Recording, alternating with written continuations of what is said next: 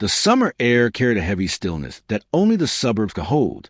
Rows of neatly trimmed lawns glistened under sprinklers, and driveways shone with waxed SUVs. The kind of neighborhood where image meant everything. It was the kind of place where a blade of grass out of line became a topic of conversation at the monthly HOA meeting, and where appearances weren't just maintained, they were enforced. If this spoke to you, hit the subscribe button for more informative video. My house sat at the far end of the cul-de-sac, a 2-story brick colonial with shutters painted deep navy and a white wraparound porch. To the side, tucked behind a tall hedge of boxwoods, was a guest house I had built years earlier. The HOA had fought me on it when construction first began, insisting it would ruin the aesthetic balance of the community. After months of paperwork, a heated board vote, and more than a few thinly veiled threats, I won. The guest house stood, modern but discreet, approved and documented in county records. That little structure was about to cause more trouble than I could have imagined. My son, Michael, had just finished his service in the military. He came back home with a duffel bag, a tired smile, and eyes that had seen too much. He wasn't ready to rejoin the chaos of city life. He needed a quiet place, something stable, a roof over his head where he could figure out his next steps. The guest house was perfect, close enough that I could check in on him, separate enough that he'd have space to breathe. The move-in was simple. A few boxes, a mattress, some kitchen basics. Michael parked his old truck on my driveway and started carrying things across the yard. The whole thing took maybe an hour. It should have been uneventful, but this neighborhood didn't allow uneventful. It started with the blinds shifting next door. Karen, the self-appointed guardian of the HOA, had lived there for 15 years. Her house was immaculate, like a showroom nobody lived in. She had rules printed and taped on her fridge, and her phone was always ready to call the HOA president or anyone else she thought could enforce her will. She spotted Michael the moment he stepped onto the property. By the time his second box was inside the guest house, she was on her porch, arms crossed, lips pursed into a sharp line. I ignored her. I had learned long ago that giving Karen attention was like feeding a stray cat. It only encouraged her, but ignoring her never stopped her. That evening, just as Michael was setting up his small TV in the guest house, flashing red and blue lights spilled across the cul-de-sac. The sound of engines broke the calm. 2 sheriff's deputies pulled up, parking diagonally across the street, like they were raiding a crime scene. Neighbors peeked out from behind curtains, some even stepping outside, eager for drama. Karen stood proudly at the center of her driveway, waving them over like she'd summoned them personally. Her voice carried across the quiet street, shrill and certain. She had a squatter situation to report. The deputies approached cautiously, one hand resting near a holstered weapon, the other already reaching for a notepad. They listened as Karen rattled off her claims. A strange man moving boxes, living in a structure that wasn't even approved. A violation of zoning. A potential threat to the safety of the community. I stepped forward from my porch, calm but firm, and explained. This was my son. The guest house was legally built and registered. I had all the permits on file. There was no squatter, no intruder, just family. Karen wouldn't let it go. Her voice cut over mine, demanding they remove him, insisting the HOA rules forbade renters or extended occupants. She twisted every regulation she could think of into justification for why Michael couldn't stay. She painted a picture of danger, of disruption, of a community at risk.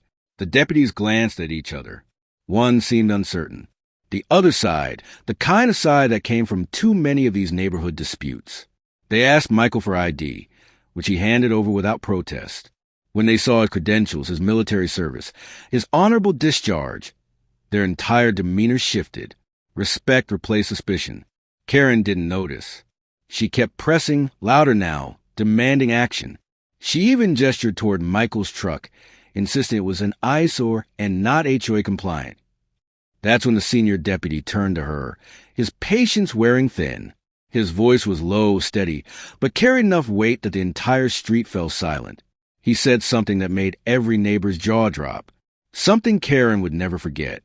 He told her, plain and clear, that Michael outranked him, that the man she was trying to evict had served his country, while she was standing there wasting taxpayer resources on her personal vendetta.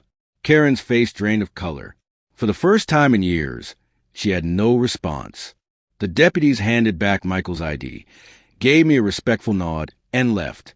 Their flashing lights disappeared down the street, leaving only the faint murmur of stunned neighbors in the dark. But if I knew Karen, and I did, this was not the end. This was only the beginning. She'd lost the first battle, and that meant she'd be coming back harder. The neighborhood had shifted that night. Lines were drawn, sides chosen, and war was brewing behind the white fences and manicured lawns. And it all started because my son dared to move into the guest house. The next morning, the cul-de-sac looked the same as always, but the air carried a quiet tension. Lawns still gleamed with dew. Sprinklers still ticked across flower beds, and SUVs still idled as families headed off to work and school. But behind curtains, eyes lingered a little longer. Whispers floated between neighbors who gathered at mailboxes, pretending to check letters that had not yet been delivered. The spectacle from the night before had become the single topic of conversation.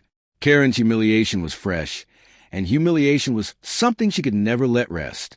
Her life revolved around authority, around maintaining control in a place where she had no real power beyond the bylaws of a suburban homeowners association.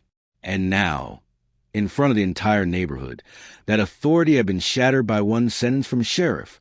She spent the day plotting. The HOA had rules, and rules were her weapons. She dusted off her binder of regulations, a 3-inch thick monstrosity filled with highlighted passages, dog-eared tabs, and sticky notes scrawled with threats disguised as reminders. For hours she combed through it, hunting for something, anything, she could use against me and Michael. By noon, she had her first move.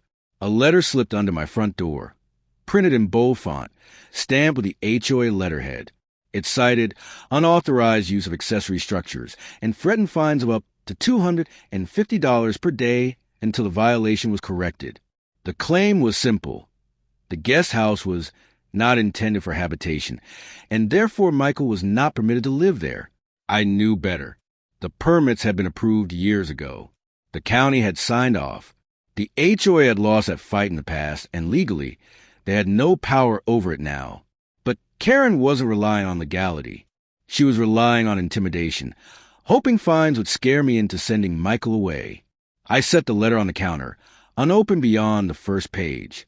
A hollow threat, nothing more. Michael, however, saw it differently.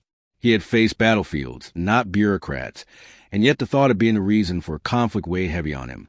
He muttered that he could just leave, rent an apartment somewhere, avoid being the spark of this feud. I told him no. This was his home, his safe place, and Karen wasn't going to take that from him. Not after everything he had already given up. By evening, Karen escalated. She stationed herself on her front porch like a sentry, arms crossed, sunglasses hiding her eyes but not her intentions. Whenever Michael stepped outside, to bring in groceries, to take out trash, even to sit on the porch with a cup of coffee, Karen's phone appeared in her hand, camera raised, recording him. She documented every move, muttering about evidence. Her voice carried just enough for us to hear. Neighbors noticed. Some smirked behind their blinds, entertained by the show. Others shook their heads, embarrassed to live near her. But no one intervened. In HOA communities, silence was often safer than sides. That night, an email blast went out to all residents. It bore the HOA's seal, though the language reeked of Karen's personal venom. It warned of illegal tenants, threatening the harmony of the neighborhood, and urged vigilance against rule breakers undermining property values. Though my name wasn't mentioned, everyone knew who it was about. The following day, I found Michael's truck tagged with a bright orange notice, vehicle non-compliant. The paper cited vague regulations about excessive wear and tear, aesthetic disruption, and parking violations. The irony was clear. Half the neighborhood had older vehicles parked on driveways, but none of them carried orange tags. Only his. Karen wasn't fighting fair. She was fighting to grind us down, inch by inch, until either we bent to her will or cracked under the pressure. But what she didn't realize was that Michael wasn't just a man coming home. He was a man trained to endure pressure most people couldn't imagine. Each tag, each letter, each passive-aggressive maneuver only strengthened his resolve. And mine. The standoff escalated again at the next HOA meeting. The community center filled with folding chairs and folding arms, residents settling in for the monthly ritual complaints and committee reports. Karen, as always, sat front and center, her binder open like a legal brief. When the agenda reached new business, she pounced. Her speech was sharp, rehearsed, dripping with moral outrage. She declared that allowing someone to live in a guest house set a dangerous precedent. She claimed it would open the floodgates to renters, to strangers, to uncontrolled occupancy. She painted Michael not as a veteran returning home, but as a threat to everything the neighborhood stood for. Some nodded along, whether out of fear of her or agreement with her rigid worldview. Others looked uncomfortable, shifting in their seats, unwilling to openly defy her, but not quite buying her crusade either. When it was my turn to speak, I stood and explained, calm, factual, unwavering. The structure was legal. The occupancy was legal. The HOA had no jurisdiction to override county permits. I held up copies of the documents, the stamped approvals, the signatures that proved everything was above board. I reminded them that Michael wasn't a stranger. He was my son, a man who had served his country honorably, a man who deserved peace in his own home. The room was divided. Karen's allies muttered about setting examples. Others applauded quietly, almost fearfully. The HOA president, caught between enforcing order and appeasing Karen, postponed any decision, declaring it would require further review. But Karen's eyes told me everything. This wasn't over. She was already scheming her next move. Later that night, long after the meeting ended and the cul-de-sac fell into silence, Michael and I sat outside under the porch light. The air was cool, crickets chirping in the hedges. He said little, but I could see the weight in his posture, the quiet frustration. He had fought battles thousands of miles away, only to return home to a war fought with paperwork, whispers, and petty power plays. I told him the truth. Karen was relentless, but she wasn't invincible. We had the law on our side, and eventually, her obsession would be her undoing. But in my gut, I knew we hadn't seen her worse yet. Because when someone like Karen feels cornered, they don't retreat. They double down. And her next move would drag this fight beyond HOA meetings and orange tags, straight into something far bigger. After months of letters, fines, and public shaming, Karen finally overplayed her hand, filing false complaints that the county dismissed outright. Her credibility shattered.